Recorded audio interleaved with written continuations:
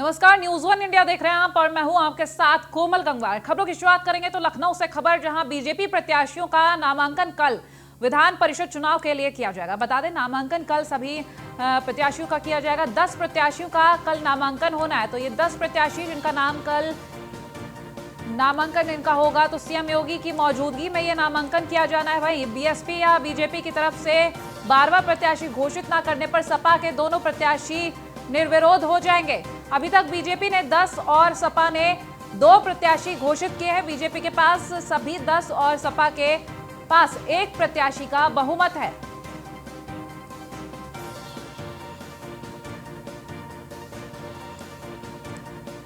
तो विधान परिषद चुनाव के लिए नामांकन होगा कल। बीजेपी के 10 प्रत्याशी, सपा का 1। जो अगर हम बात करें एक और सीट का, तो अगर बीजेपी नाम नहीं घोषित करती तो सपा के 2 प्रत्याशी निर्विरोध हो जाएंगे। बीएसपी या बीजेपी की तरफ से 12वां प्रत्याशी घोषित न होने पर निर्विरोध सपा का दोनों प्रत्याशी। तो एसके वाजपेयी संवाददाता हमारे साथ फोन लाइन पर जुड़ चुके हैं, उनसे जानकारी लेंगे। एसके, अगर बीजेपी की तरफ से या बसपा की तरफ से अगला प्रत्याशी नहीं घोषित किया जाता है तो निर्विरोध सपा के दोनों प्रत्याशी हो जाएंगे। ऐसे में किस तरीके की और खबरें सामने आ सकती हैं?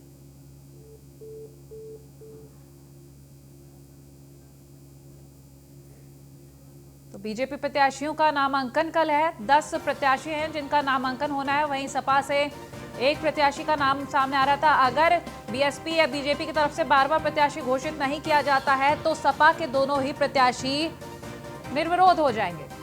एक बार फिर से एसके हमारे साथ फोन लाइन पर जुड़ चुके हैं, उनसे जानकारी लेंगे। एसके, बीजेपी और बसपा की तरफ से अगर प्रत्याशी जो 12वां प्रत्याशी नाम घोषित नहीं होता है तो सपा के दोनों प्रत्याशी निर्विरोध हो जाएंगे। और किस तरीके की खबरें आ सकती हैं? बिल्कुल, यूपी विधानसभा की 12 सीटों पर उपचुनाव हो रहा है और ये 12 सीटें खाली हैं, जिसको लेकर बीजेपी और समाजवादी पार्टी ने अपने अपने प्रत्याशी घोषित कर दिए हैं। हालांकि अगर हम सीटों के आंकड़े को देखें तो भारतीय जनता पार्टी के पास 10 सीटों का आंकड़ा है, वहीं सपा के पास 1 सीट का आंकड़ा है। मतलब एक प्रत्याशी ज्यादा उतारा है, जिसको लेकर संशय बरकरार है, क्योंकि बीएसपी की तरफ से भी 2 नामांकन पत्र खरीदे गए हैं। हालांकि बीएसपी ने अभी तक अपने किसी भी प्रत्याशी के नाम की घोषणा नहीं की है, लेकिन भारतीय जनता पार्टी ने अपने सभी प्रत्याशियों की घोषणा कर दी है। कल नामांकन की अंतिम तिथि भी है, जिसमें बीजेपी के सभी प्रत्याशी अपना नामांकन पत्र दाखिल करेंगे और निश्चित है कि समाजवादी पार्टी पहले ही अपने दोनों प्रत्याशियों का नामांकन कर चुकी है। तो ऐसी स्थिति में अगर बीजेपी अब अपना 12वां प्रत्याशी घोषित कर इस मैदान में आती है तो निश्चित है कि चुनाव होगा। इसके बीएसपी के बारे में अगर बात करें तो बीएसपी के बारे में बात करें तो क्या कहा जा सकता है? बिल्कुल, बीएसपी के पास भी बहुमत नहीं है, क्योंकि जो बीएसपी के पास विधायक है उसमें से 6 विधायक उसके बागी हो चुके हैं, वो समाजवादी पार्टी के संपर्क में है। तो कहीं ना कहीं जी, चलिए, बहुत शुक्रिया तमाम जानकारियों के लिए एसके। तो विधान परिषद चुनाव के लिए नामांकन होगा कल। बीजेपी के 10 प्रत्याशियों का नामांकन है कल। लखनऊ से खबर है, जहां स्ट्रॉबेरी महोत्सव का शुभारंभ किया गया। महोत्सव का शुभारंभ सीएम योगी ने वर्चुअली किया है। साथ ही उन्होंने कहा कि मेरे लिए आज का ये दिन काफी अहम है। स्ट्रॉबेरी की खेती बुंदेलखंड के लिए वरदान होगी, तो कार्य करने की इच्छा शक्ति होनी चाहिए। किसानों को स्ट्रॉबेरी की खेती के लिए प्रेरित कर रहे हैं। सिंचाई की क्षमता बढ़ाने का प्रयास जारी है, तो ड्रिप इरिगेशन के साथ खेतों को जोड़ेंगे। सीएम योगी ने इस महोत्सव से बुंदेलखंड को नई दिशा देने की बात कही है। जिस प्रकार के महोत्सव राज्य के तमाम जिलों में कर सकते हैं, सीएम योगी ने ये तमाम बातें कही हैं। जहां वर्चुअली उन्होंने इस कार्यक्रम का शुभारंभ किया। ये महोत्सव किसानों के लिए काफी लाभदायक है, सीएम योगी का कहना। वहीं साथ ही उन्होंने ये भी कहा कि इस महोत्सव के लिए मैं हृदय से शुभकामनाएं देता हूं। इसी में आयोजित स्ट्रॉबेरी महोत्सव के शुभारंभ कार्यक्रम में उपस्थित प्रदेश के मंत्रिमंडल में मेरे वरिष्ठ सहयोगी कृषि मंत्री श्री सूर्य प्रताप शाही जी, लोकप्रिय सांसद श्रीमान अनुराग शर्मा जी, महापौर झांसी श्री राम तीरथ सिंघल जी, मान्य विधायकगण श्री रवि शर्मा जी, श्री राजीव सिंह परीसा जी, श्री बिहारी लाल आर्य जी, श्री जवाहरलाल राजपूत जी। उत्तर प्रदेश सरकार में हमारे सभी वरिष्ठ अधिकारीगण, अपर मुख्य सचिव सूचना श्री नवनीत सहगल जी, अपर मुख्य सचिव उद्यान डॉक्टर मनोज सिंह जी, अपर मुख्य सचिव कृषि श्री देवेश चतुर्वेदी जी, बुंदेलखंड विश्वविद्यालय झांसी के कुलपति प्रोफेसर JB वैशव पायन जी, कुलपति महारानी लक्ष्मीबाई केंद्रीय कृषि विश्वविद्यालय झांसी प्रोफेसर अरविंद कुमार जी, झांसी के मंडलायुक्त और अन्य सभी अधिकारीगण, वर्चुअली जुड़े हुए सभी झांसी के उपस्थित भाइयों बहनों, मेरे लिए आज का ये दिन बहुत महत्वपूर्ण है कि बुंदेलखंड की धरती में स्ट्रॉबेरी महोत्सव का आयोजन हो। इसी में लखनऊ से ही खबर है, जहां कोरोना के संबंध में सीएम योगी ने बैठक की है। गठित समितियों के अध्यक्षों के साथ सीएम योगी ने बैठक की। बैठक में अफसरों को सीएम योगी ने दिशा निर्देश किए। साथ ही साथ आपको ये भी बता दें कि अपने आवास, जहां सरकारी आवास 5 कालिदास मार्ग पर यह बैठक की है सीएम योगी ने। गठित समिति के जो अफसर हैं उनके साथ ये बैठक की गई। साथ ही साथ कोरोना को लेकर कुछ दिशा निर्देश भी दिए गए हैं। तो लखनऊ से एक खबर हम आपको बता रहे हैं, कोरोना को लेकर सीएम योगी आदित्यनाथ ने यह बैठक की। गठित समितियों के साथ इस बैठक में तमाम अध्यक्ष, अधिकारी, अफसर भी मौजूद थे, जहां अफसरों को बैठक में सीएम योगी ने दिशा निर्देश दिए। सरकारी आवास 5 कालिदास मार्ग पर सीएम योगी ने यह बैठक की है।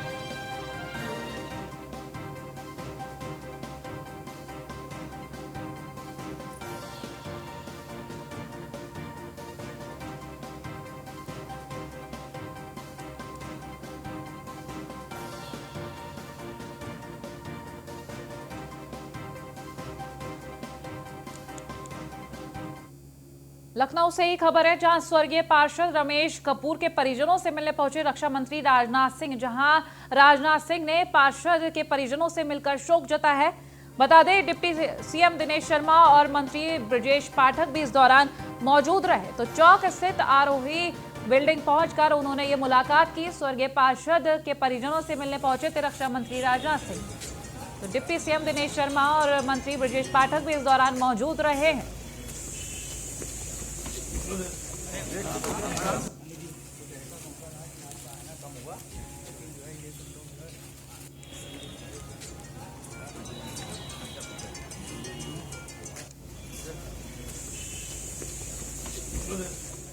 उत्तर प्रदेश की राज्यपाल आनंदीबेन पटेल कल शाहजहांपुर दौरे पर रहेंगे, जिसको लेकर प्रशासन की ओर से सुरक्षा के पुख्ता इंतजाम किए गए हैं। बता दें कि आनंदीबेन पटेल सबसे पहले बिनोवा आश्रम पहुंचेंगी, जहां गोद लिए हुए बच्चों से वो बातचीत करेंगे। इस दौरान वो गौशाला का भी निरीक्षण करेंगी। प्रशासन की ओर से किए गए इंतजाम को लेकर संवाददाता दीपक दीक्षित ने सिटी मजिस्ट्रेट राजेश कुमार से खास बातचीत की। तारीख को समय के अनुसार लखनऊ से महामहिम आनंदीबेन पटेल यहाँ पहुँच रही हैं। और सबसे बड़ी बात है कि किस तरह से वो बिनोवा जो आश्रम है यहाँ पर आएंगी। और सिटी मजिस्ट्रेट जो हैं शहर के शाहजहाँपुर के हमारे साथ हैं, उनसे जानेंगे कि तैयारियाँ क्या हो चुकी हैं अब तक। सर, सबसे बड़ी बात है कि यहाँ पर जो महामहिम आ रही हैं, क्या तैयारियाँ हैं, किस तरह की तैयारियाँ चल रही हैं? महामहिम श्री राज्यपाल महोदया का यहाँ दिनांक 18 जनवरी को आगमन है। उनके प्रस्तावित आगमन के दृष्टिगत यहाँ पे पूरी तैयारी चल रही है। साफ़ सफाई का काम चल रहा है। जो कुछ सड़कें हैं क्षतिग्रस्त हैं, उनका भी काम हो चुका है ऑलरेडी। इसके अलावा हेलीपैड के निर्माण का कार्य चल रहा है और भी बहुत सारी चीज़ें हैं। उनके आगमन के दृष्टिगत जो भी तैयारियां हैं वो पूरी तैयारी के साथ हम लोग लगे हुए हैं। हमारी पूरी टीम लगी हुई है। हमारे ग्राम्य विकास के अधिकारी और कर्मचारी यहाँ उपस्थित हैं और प्रशासन के भी अधिकारी कर्मचारी हैं। जो भी स्टेक होल्डर्स हैं, लगभग सभी लोग यहाँ उपस्थित हैं और अपने अपने काम जो उन्हें दायित्व दिए गए हैं वो सब काम अपना बखूबी कर रहे हैं। नियत समय से पहले हम पूरी तैयारी कर लेंगे, ये हमें पूरी उम्मीद है। सर सबसे बड़ी बात है कि जो महामहिम हैं, राज्यपाल उत्तर प्रदेश की हैं, पहली बार शाहजहांपुर आ रही हैं, तो उसको लेकर के कोई खास कार्यक्रम अगर प्रशासन कुछ अलग तैयारियां कर रहा है? हाँ, बेसिकली ये विनोबा सेवाश्रम है, यहाँ इनका 40वां जो स्थापना दिवस है उसके उपलक्ष्य में आ रही हैं। साथ में कुछ और भी एक बैठक भी प्रस्तावित है, जिसमें वो ट्यूबरक्लोसिस के संबंध में जो अभियान चलाया जा रहा है उसके दृष्टिगत एक ब्रीफ बैठक करेंगी। उसके अलावा कई विभागों के यहाँ हम स्टॉल भी प्रदर्शनी के रूप में लगा रहे हैं, उसका भी अवलोकन कराया जाएगा। कुछ हमारे और भी लोग चिन्हित किए गए हैं, प्रोग्रेसिव फार्मर्स इत्यादि हैं, सेल्फ हेल्प ग्रुप्स के और कई लोगों को चिन्हित किया गया है, उनसे भी मुलाकात भेंट वार्ता का कार्यक्रम प्रस्तावित है। और बाकी ढेर सारी जो भी उनके अभी शेड्यूल आएगा वहाँ से, उसके दृष्टिगत जो है जो भी वहाँ पे शेड्यूल में और कोई अगर परिवर्तन होता है तो उसके अनुसार जो है हम लोग तैयारी कर लेंगे। तो ये थे हमारे साथ जो शाहजहांपुर के सिटी विजिट हैं। इनका साफ तौर से कहना है कि जो तैयारियां हैं वो पूरी हो चुकी हैं, हालांकि प्रशासन तैयारियों में जुटा हुआ है। Deepak Dikshit, news one India, Shahjahanpur. 12 तारीख को और खबर बरेली से है, जहां कोरोना को लेकर अफवाह फैलाई गई और कोरोना वैक्सीन को लेकर भी वहां पर अफवाह फैलाई गई। कोरोना वैक्सीन को लेकर कई घरों में पर्चे डाले गए, तो पर्चे में कोरोना की बीमारी को फर्जी बताया गया है। लोगों को कोरोना की वैक्सीन न लगवाने की अपील की गई है। सरकार पर जनता को बेवकूफ बनाने का आरोप भी लगाया गया। तो कहा गया है कि वैक्सीन में पशुओं का खून मिला हुआ है। साथ ही साथ आपको ये भी बता दें कि प्रेम नगर क्षेत्र के और राजेंद्र नगर क्षेत्र के घरों में ये पर्चे डाले गए हैं। तो कई घरों में पर्चे मिलने से क्षेत्र में हड़कंप मच गया है। स्थानीय लोगों ने पुलिस को ये घरों में फेंके हुए पर्चे सौंप दिए। तो बरेली के राजेंद्र नगर और प्रेम नगर क्षेत्र की ये खबर आपको बता रहे हैं, जहां घरों में पर्चे फेंके जा रहे हैं। कहा जा रहा है कोरोना वैक्सीन को लेकर जो अफवाह फैलाई जा रही है, कोरोना वैक्सीन को लेकर कहा जा रहा है कि इस वैक्सीन को ना लगवाएं, ये अपील की जा रही है इन पर्चों के जरिए। तो पर्चों में कोरोना को फर्जी बताया जा रहा है। संभल से खबर, जहां सपा सांसद शफीकुर रहमान बर्क का विवादित बयान सामने आया है। साफ कहा है उन्होंने कि गड़बड़ है कोरोना की वैक्सीन पहली बार आ रही है, अभी ना देखा ना समझा। नॉर्वे में वैक्सीन से 30 लोगों की मौत का मामला सामने आ चुका है, इसलिए अभी वैक्सीन ना लगवाएं। तो शफीकुर रहमान के ये तमाम वो बयान। साथ ही उन्होंने ये भी कहा कि सरकार को टेस्टिंग के बाद ही टीकाकरण करवाना चाहिए। चूंकि वैक्सीन अभी पहली बार आ रही है, लेकिन इसके बावजूद भी अभी हमने तो उसको न देखा न समझा। मैंने तो उस वक्त भी कहा था, चूँकि उलमा ने कह दिया था कि भाई इसमें कुछ गड़बड़ है, तो इनकी तरफ से बयान आए कि भाई इनका कोई प्रोपेगेंडा ना हो। लेकिन आदमी जान हर आदमी को प्यारी है, हर आदमी ये महसूस करता है कि अगर मैंने इस्तेमाल कर लिया, खुदा न ख्वास्ता कोई गड़बड़ हो गई तो मैं मार जाऊँगा। तो इसलिए ये वैक्सीन का अभी नॉर्वे के अंदर आपने देखा कि बहुत आदमी मर गए, 23 आदमी मर गए उसमें, उन पर जो इस्तेमाल हुआ है। तो इसमें गवर्नमेंट को की भी जिम्मेदारी है कि वो इसको टेस्टेड कराए, टेस्ट होने के बाद में ही उसका इस्तेमाल हो और सेटिस्फैक्ट्री पोजीशन हो तो इसका इस्तेमाल कराया जाए। अच्छा, इससे पहले भी अखिलेश यादव जी ने भी वैक्सीन ना लगवाने को कहा है। हाँ, किसने? अखिलेश यादव जी ने वैक्सीन ना लगवाने के लिए बात कही है। हाँ जी हाँ, तो बहरहाल अगर उन्होंने भी कही है तो मैं भी इसी मिजाज का हूँ, इसी राय का हूँ कि अभी न लगवाया जाए, बल्कि देखा जाए कि भाई हालात क्या हैं, ये वैक्सीन मुफीद होगा या नहीं होगा, इससे नुकसान तो नहीं है, नुकसान के भी रिपोर्ट आ रही हैं। और गोंडा से खबर, जहां रिश्वत लेते हुए लेखपाल का वीडियो कैमरे में कैद हो गया। मतदाता सूची में नाम बढ़ाने के लिए 50,000 रुपए की रिश्वत मांगी गई थी। बिना जांच के ही लेखपाल ने फॉर्म को निरस्त किया। वहीं जिलाधिकारी ने लेखपाल को सस्पेंड कर दिया है। तो गोंडा के खरहटिया ग्राम पंचायत का यह मामला बताया जा रहा है। इस लेखपाल का रिश्वत लेते हुए वीडियो कैमरे में कैद हो गया। जिलाधिकारी ने इस लेखपाल को सस्पेंड कर दिया है। 50,000 रुपए की रिश्वत मांग रहा था ये लेखपाल।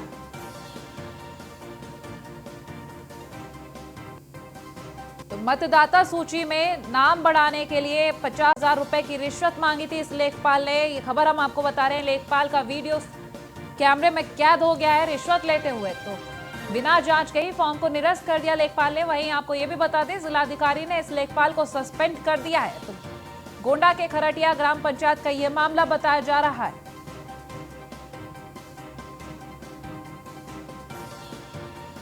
खबर गोंडा से, जहां रिश्वत लेते हुए लेखपाल का वीडियो कैमरे में कैद हो गया है। मतदाता सूची में नाम बढ़ाने की मांग जो आपने कहा था उसको हम कर दे रहे हैं। और ये है कि जितना हमको देने वाले थे उतना आप उनको भी दे दीजिए, पर दूसरे का काम होगा भी नहीं, ये जानते हैं। तो आप अपने हिसाब से क्या करी भैया, हम आपका तरीकों परेशान नहीं करना चाहिए। हम सोचे तो आपका जाने नहीं आप बता दो, आप अधिकारी हो, आप बात करिए। हम बात कर लेंगे, ठीक है, लेकिन देने के लिए अच्छा साथ में दीजिए पूरा, तो उनको दे देंगे, आपको उसी दिन काम करवा देंगे। हम दिखवा देंगे। मामला बताया जा रहा, वो वीडियो इस वक्त हम आपको दिखा रहे हैं कि किस तरीके से लेखपाल की तरफ से 50,000 रुपए की रिश्वत मांगी गई। मतदाता सूची में नाम बढ़ाने को लेकर बिना जांच के ही लेखपाल ने फॉर्म को निरस्त कर दिया और कार्रवाई में जिलाधिकारी ने लेखपाल को सस्पेंड किया है। खबरों का रुख करेंगे तो झांसी के गरौठा तहसील के रामपुरा गांव में घरेलू कलह को लेकर एक युवक ने फांसी लगाकर खुदकुशी कर ली। जानकारी के अनुसार मृतक आर्थिक तंगी से जूझ रहा था। वहीं सूचना मिलने पर मौके पर पहुंची पुलिस ने शव को अपने कब्जे में लेकर पोस्टमार्टम के लिए भेज दिया है और मामला दर्ज कर आगे की जांच शुरू कर दी है।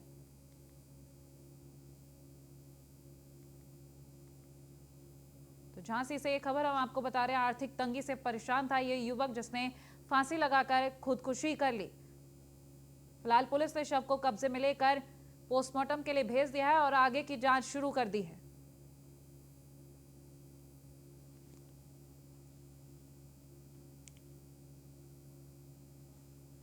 कानपुर से खबर है, जहां शोहदे से भिड़ी एक युवती बीच सड़क पर जमकर पिटाई कर दी है। युवती ने इस शोहदे की पिटाई का ये वीडियो भी वायरल हो रहा है। तो ग्वाल टोली थाना क्षेत्र की घटना बताई जा रही है, जहां इस युवती ने बीच सड़क पर इस शोहदे को जमकर पीटा है। तो वीडियो भी हम आपको दिखा रहे हैं, कानपुर का ये वीडियो ग्वाल टोली थाना क्षेत्र का, जहां बीच सड़क पर जमकर इस शोहदे की पिटाई की गई। बता दें, पिछले कई दिनों से ये शोहदा इस युवती को परेशान कर रहा था और जिसके बाद युवती ने परेशान होकर इस शोहदे को जमकर पीटा है बीच सड़क पर।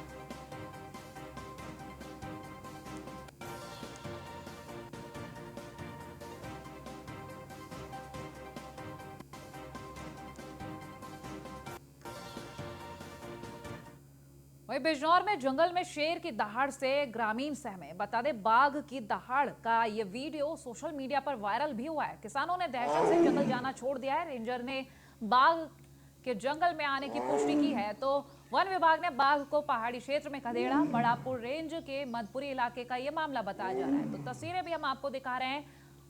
वीडियो में साफ बाघ की दहाड़ सुनाई दे रही है। रेंजर ने बाघ के जंगल में होने की पुष्टि कर दी है।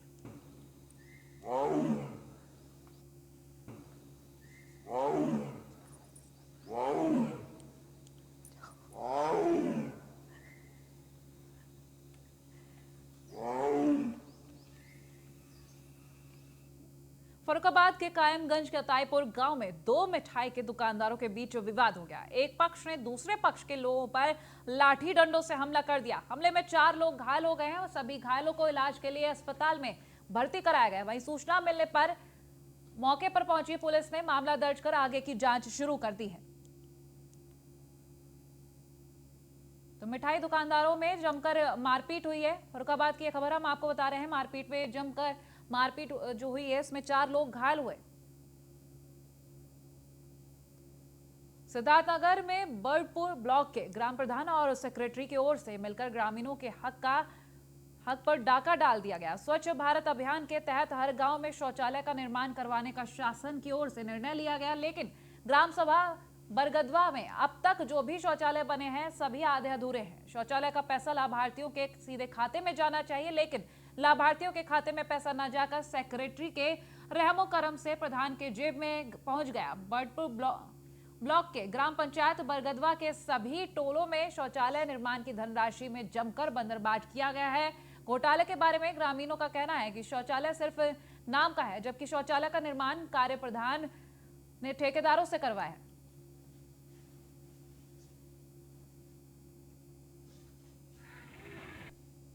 अच्छा काम भाई है, मतलब कोने देखा था कि अच्छा नहीं खड़ंजा आरसीसी खरंजा इतना लगा साहब है। और कोनो काम नाली वाली नाली वाली तो एको नहीं बना है, नवा नवा एको नहीं बना है। हवा बनवा होते है, हवा इसलिए लगा। यह टोला प्रधान जरा कोनो काम बढ़िया नहीं नहीं है। नहीं भइला है।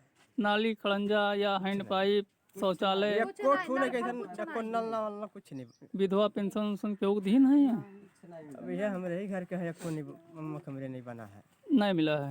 खाली नहीं है। प्रधान से कहो कबो कहीं जा रहा का कहीं तब प्रधान अब वह आज बिहान आज बन जाई कुछ नहीं बना। तो अगर दोबारा वोट देवे को तो ये नहीं चुनबो कि अरे वो न बुलाने नहीं की होती अब। अच्छा मतलब इन्हें वोट अब नहीं देवो तो कौन मुद्दा को लेके वोट देवो की बार? अरे भाई ये सही रही चेकअप कर दिया जाए। ठीक है, मामला भी मेरे संज्ञान में नहीं था, मैं भी एडीओ को बोल रहा हूँ, वहाँ पे 1-2 दिन में मैं जांच रिपोर्ट मंगा ले रहा हूँ, तो जो भी दोषी होगा उसके खिलाफ कार्रवाई की जाएगी। और सर दूसरी बात आती है कि जल निकासी के लिए वहाँ नालियाँ नहीं हैं, ग्रामीण गड्ढा बना के पानी इकट्ठा करते हैं, उसके बाद में उस पानी को ले आके गाँव के बाहर डालते हैं। इस पर क्या कहेंगे? ठीक है, मैं दिखवा ले रहा हूँ, जो भी आपकी शिकायतें हैं मैं उसको चेक करवा ले रहा हूँ एडीओ से, फिर जो भी कार्रवाई होगी उस पर किया जाएगा। ठीक है। शौचालय कहा कि भैया कि दे दिया जाए, तो कहीं की वाटर लिस्ट में नाम आई गवा है, आई तो बाद में दे दिया जाए। तो बाद में दौड़ कर बार बार उनके लगे हम जाए थे, सिफारिश एकदम करी थी, तो कहा था कि आज कल परसों ऐसे ऐसे उनके प्रधानी सूची में नाम है। हाँ सूची में नाम है, सब सूची में नाम होकर बाद कहने दिन अब का पता उनका है ना तो दिहन कि ना दिहन, अब भाई का हम ना बता पाए, लेकिन ये है कि फिलहाल जब जाए थे तब कहा थे कि कल दे दे, परसों दे दे, 8 रोज बाद दे, 10 रोज बाद दे दे, 20 रोज बाद दे दे, लेकिन मिला नहीं। एक शिकायत कहीं करे हो? अब शिकायत एकदम और आयल है, जैसे आप लोग आवा गिल रहा तो एकदम शिकायत ऐसे भइल रहा। और अयोध्या के 2 महान हस्तियों को भारत गौरव अवार्ड से सम्मानित किया जाएगा। नगर निगम के महापौर ऋषिकेश उपाध्याय को विकास और समाज सेवा के लिए पुरस्कार से सम्मानित किया जाएगा। वहीं रामनगरी के युवा संत अधिकारी राजकुमार दास को आध्यात्मिक सेवा के लिए यह अवार्ड लाइफ टाइम अचीवमेंट दिया जाएगा। फाउंडेशन के सचिव ने पत्र भेजकर 19 जनवरी को दिल्ली बुलाया है। नगर निगम के जनसंपर्क अधिकारी रामकिशोर यादव ने बताया कि अवार्ड प्रतिष्ठित कार्य करने वालों को मिलता है। यह अयोध्या नगर निगम के लिए गौरव की बात है।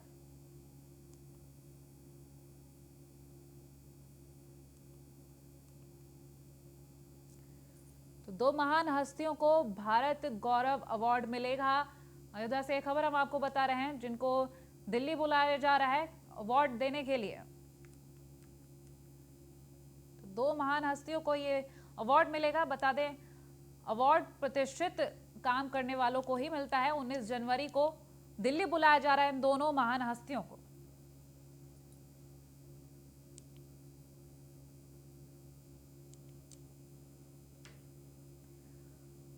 और खबर शामली से, जहां कैबिनेट मंत्री सुरेश राणा के घर पहुंचे सीएम। मंत्री सुरेश राणा के पिता को श्रद्धांजलि दी है। यहां पर सीएम ने तो सीएम के आगमन को लेकर सुरक्षा की कड़े इंतजाम किए गए। कैबिनेट मंत्री सुरेश राणा के पिता को श्रद्धांजलि देने गए सीएम। शामली से ये खबर हम आपको बता रहे हैं। सीएम के आगमन पर सुरक्षा के कड़े इंतजाम किए गए। सीएम योगी आदित्यनाथ जहां मंत्री सुरेश राणा के घर पहुंचे, उनके पिता को श्रद्धांजलि अर्पित की। जहां पहुंचकर तस्वीरें भी हम आपको दिखा रहे हैं, जब सीएम योगी आदित्यनाथ शामली पहुंचे कैबिनेट मंत्री सुरेश राणा के घर, जहां उन्होंने मंत्री सुरेश राणा के पिता को श्रद्धांजलि अर्पित की है। तो सीएम के आगमन को लेकर सुरक्षा के पुख्ता इंतजाम भी किए गए। खबर शामली से, यहाँ सीएम योगी आदित्यनाथ के पहुंचने पर तमाम तरीके के लोग भी पहुंचे वहां पर। और फिलहाल बुलेटिन में इतना ही। देखते रहिए न्यूज़ ऑन इंडिया। नमस्कार।